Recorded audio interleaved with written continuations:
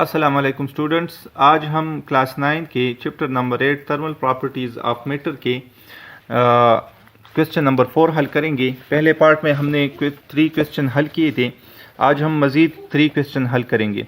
तो question number 4 है, the volume of brass ball is 800 centimetre cube at 20 degree centigrade.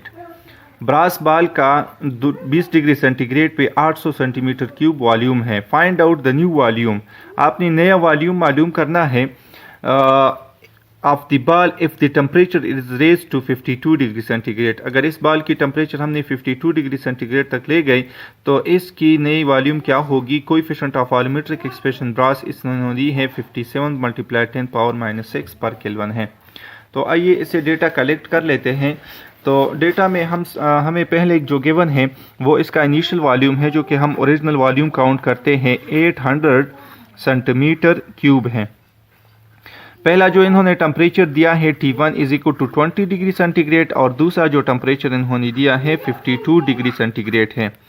तो delta T हमारे पास क्या होगा, दूसरे से हम पहला माइनस करेंगे तो ये हमारे पास इसकी जो है वो चेंज आ जाएगी। तो 52 - 20 = 32 degree centigrade.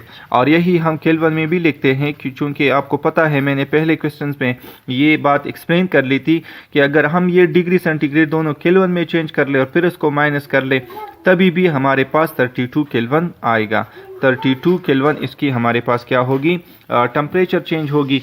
Coefficient of temperature इन्होंने दी है, कोएफिशिएंट जो है वो हमारे पास इसकी 57 × 10⁻⁻6 पर केल्विन है। तो इसका जो वॉल्यूमेट्रिक एक्सपेंशन है वो हमारे पास 57 × 10⁻⁻6 पर केल्विन है। हमने क्या मालूम करना है, इसकी फाइनल वॉल्यूम मालूम करनी है। तो आप लोगों को पता है, इसके लिए हमारे पास सिंपल फार्मूला है जो कि हमारे पास बराबर है V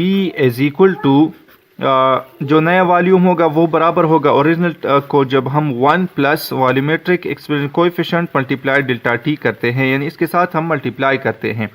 तो ये हमारे पास इसमें अब वैल्यू पुट करते हैं, ये हमारे पास 800 है, ये 1 अपनी जगह प्लस 57 × 10⁻⁻6 और इसको मल्टीप्लाई करेंगे 32 के साथ। यहाँ पे ने क्या करना है, इन दोनों को आपने मल्टीप्लाई करना है। चलो मैं इसके स्टेप कर लेता हूँ। V = 800 1 प्लस ये दोनों जब मल्टीप्लाई हो जाएंगे तो इससे हमारे पास वैल्यू आती है 1824 × 10⁻⁻6। अब ये 10⁻⁻6 इसकी ख़त्म करे, पॉइंट यहाँ पे है 4 और ये आ गया और -2 2 सिफर हम लगाएंगे तो ये हमारे पास कुछ इस तरह बन जाएगा 801 प्लस 0.001824। ये 10⁻⁻6 इसकी ख़त्म हो गई। अब इन दोनों को जमा कर ले और इसके साथ मल्टीप्लाई कर ले तो इससे जो हमारे पास फाइनल वैल्यू बनती है वो हमारे पास, तो इसकी जो हमारे पास फाइनल वैल्यू आती है वो 801.5 सेंटीमीटर क्यूब बनती है और यही हमारे पास इसका आंसर है। अब बढ़ते हैं क्वेश्चन नंबर 5 की तरफ। तो क्वेश्चन नंबर 5 कुछ इस तरह है, What is the specific heat of metal substance if 135 kJ of heat is needed to raise 4.1 kg of the metal from 18 degree centigrade to 37.2 degree centigrade.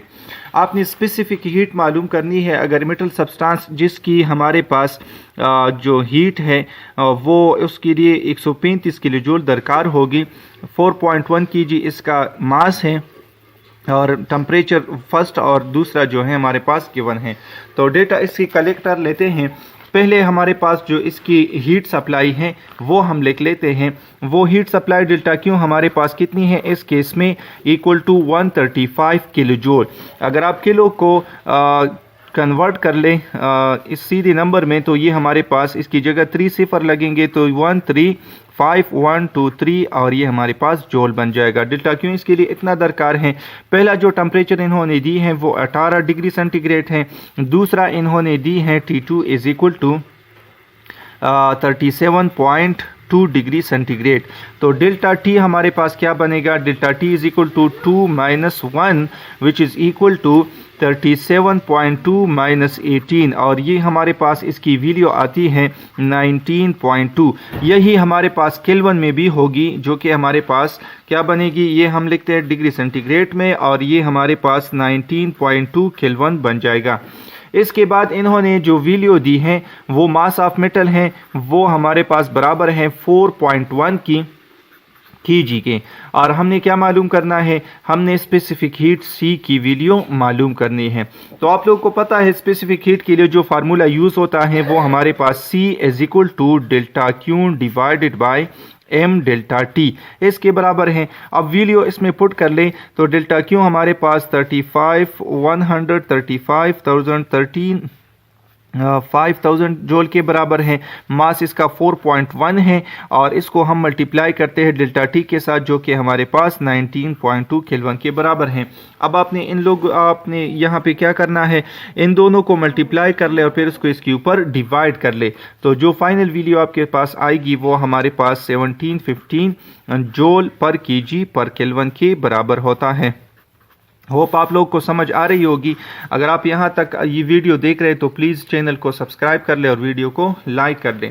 अब लास्ट क्वेश्चन की तरफ आते हैं। इस चैप्टर का लास्ट क्वेश्चन कुछ tricky है, मुश्किल ज़्यादा नहीं है, सिर्फ आपने समझना है कि क्या करना है। How much heat is needed to melt 23.50 kg of silver.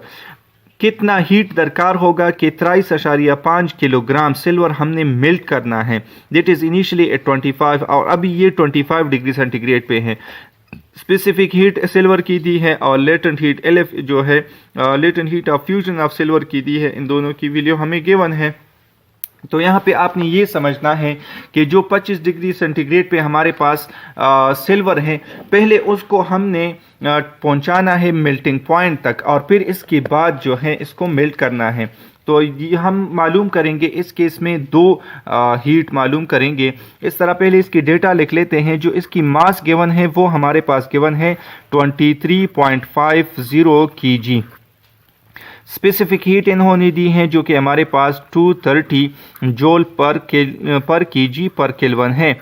और इसके बाद इन्होंने टेम्परेचर दिया है। पहला टेम्परेचर हमारे पास है T1 is equal to 25 degree centigrade और दूसरा हमारे पास सिल्वर का जो मेल्टिंग पॉइंट है वो है हमारे पास और वो बनता है हमारे पास कितना 961 डिग्री सेंटीग्रेड।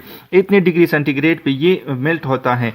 तो डेल्टा टी हमारे पास क्या होगा, इसी 961 से आपने माइनस करना है 25 को, जो कि हमारे पास 936 डिग्री सेंटीग्रेड बनता है और यही हम लिखेंगे केल्विन में, जो कि हमारे पास 936 केल्विन के बराबर होगा।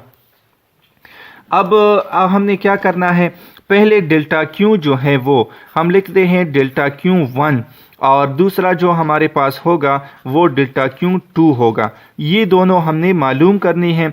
ये वो टेम्परेचर होगा कि 25 डिग्री सेंटीग्रेड से हमने इसको मेल्टिंग पॉइंट कितना हीट 961 डिग्री सेंटीग्रेड तक पहुंचाना है और फिर जो है वो हमारे पास मेल्टिंग के लिए जो हीट दरकार होगा वो हमने मालूम करनी है। तो टोटल हमने डेल्टा क्यू ही मालूम करनी है। डेल्टा क्यू बराबर है इस केस में delta Q1 plus delta Q2। तो अलग अलग हम इसको मालूम करेंगे और फिर इसकी वैल्यू हम पुट करेंगे।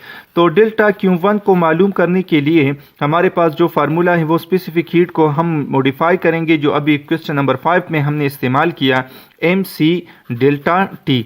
इसमें वैल्यू पुट कर लें तो ये हमारे पास क्या होगा, delta Q1 is equal to इसकी मास जो है वो 23.50 है, C की वैल्यू 230 है और डेल्टा T की वैल्यू 936 है। इन तीनों को मल्टीप्लाई कर ले तो आपके पास जो वैल्यू बनती है वो हमारे पास delta Q is equal to 5059080 ये वैल्यू बनती है। अगर आप इसको लिखना चाहते हैं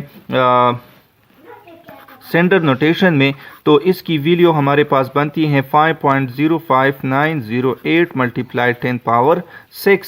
ये हमारे पास जोल इतनी जोल बनती हैं, ये हमारे पास आ गया डेल्टा Q1। अब डेल्टा Q2 को जो हमारे पास मेल्टिंग के बाद इसके लिए मेल्टिंग के लिए जो मेल्टिंग पॉइंट के बाद इसको हीट चाहिए वो हमारे पास इसके बराबर होगी। तो delta Q is equal to वो हमारे पास बराबर होगी MLF, यानी इसकी मास और लेटेंट हीट ऑफ फ्यूजन जो कि वैल्यू है वो इसको हम मल्टीप्लाई करेंगे। तो delta Q2 is equal to mass इसकी 23.5 है और LF की जो वैल्यू है 8.82 मल्टीप्लाई 10 पावर 4 की वैल्यू हमें गिवन है, इन्होंने पहले ही हमें दी है। तो इसकी ये हमारे पास वैल्यू है। अब इन दोनों को मल्टीप्लाई कर लें तो ये हमारे पास क्या बनेगा, ये बन जाएगा 207.27 मल्टीप्लाई 10 पावर 4 और ये दो आगे कर ले तो ये भी हमारे पास 10 पावर 6 में बनेगा 2.0727 मल्टीप्लाई 10 पावर 6।